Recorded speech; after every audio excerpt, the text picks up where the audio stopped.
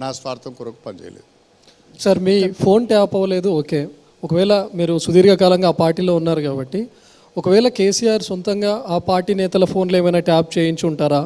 అందులో భాగంగానే రాజయ్య ఎమ్మెల్సీ కవితకు అర్ధరాత్రి కాల్ చేశాడు కాబట్టి డిప్యూటీ సీఎం పదవి కోల్పోవాల్సి వచ్చింది, మంత్రి పదవి నుంచి బర్తరఫ్ అయ్యాడు అనేది కూడా ఒక ఆరోపణ వినిపిస్తుంది. అది నేను కూడా విన్నానండి, కానీ పూర్తి సమాచారం నాకు తెలియదు. అంటే సొంత పార్టీ నేతలది, అంటే వాళ్ళే కూడా ట్యాప్ చేయించి పూర్తి సమాచారం నాకు తెలియదు, కానీ నేను కూడా ఎవరో చెప్తే నేను కూడా విన్నాను అన్నమాట. అంటే ఈ విషయం మీ దృష్టికి వచ్చిందా సార్? శ్రీహరి గారు, బీఆర్ఎస్ అధికారంలోకి రాలేదు కాబట్టి మీరు అన్ని విమర్శలు చేస్తున్నారు. ఒకవేళ బీఆర్ఎస్లో అధికారంలోకి వచ్చి ఉంటే అసలు మీరు ఇలా విమర్శలు చేసేవారా? నేను అధికారం ఉన్నప్పుడు డిప్యూటీ సీఎంగా ఉన్నప్పుడే అనేక విధానపరమైన నిర్ణయాలపైన నేను డిఫర్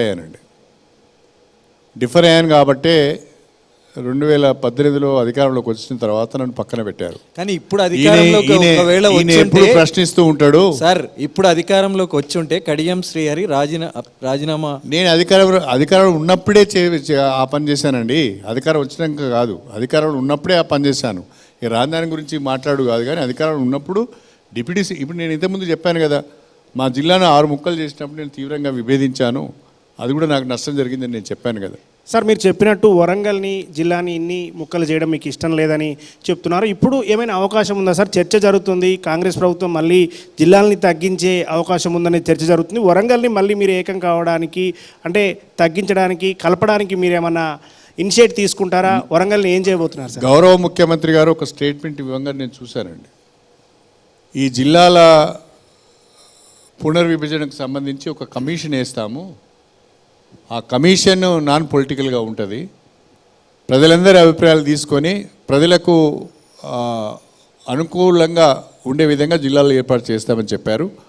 ఆ కమిషన్ వచ్చినప్పుడు తప్పకుండా నా వైపు నుంచి నా జిల్లా ప్రజలకు ఏది ఉపయోగమో సార్ ఆ పద్ధతిలో నా రిప్రజెంటేషన్ కూడా ఉంటుంది. సార్ ఇప్పుడు మళ్ళీ బీఆర్ఎస్లోకి రాజయ్య రీఎంట్రీ ఇచ్చారు.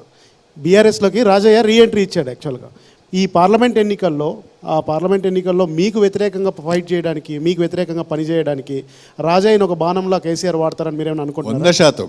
మీరు చెప్పింది 100%. రాజయ్య గారిని ఇష్టం లేకున్నా పార్టీలోకి తీసుకోవడానికి కారణం ఏంటి అంటే నన్ను తిట్టించాలని, నా పైన వ్యక్తిగతంగా విమర్శలు చేయాలని, నా పైన వ్యక్తిగతంగా దాడులు చేయాలని, నా కుటుంబం మీద దాడి చేయాలని, మా పిల్లల మీద దాడి చేయాలని. ఇక ఆయన చూస్తున్నాం కదా, ఆయన తొడలు కొడతాడు, వేదికల పైన డ్యాన్సులు చేస్తున్నాడు.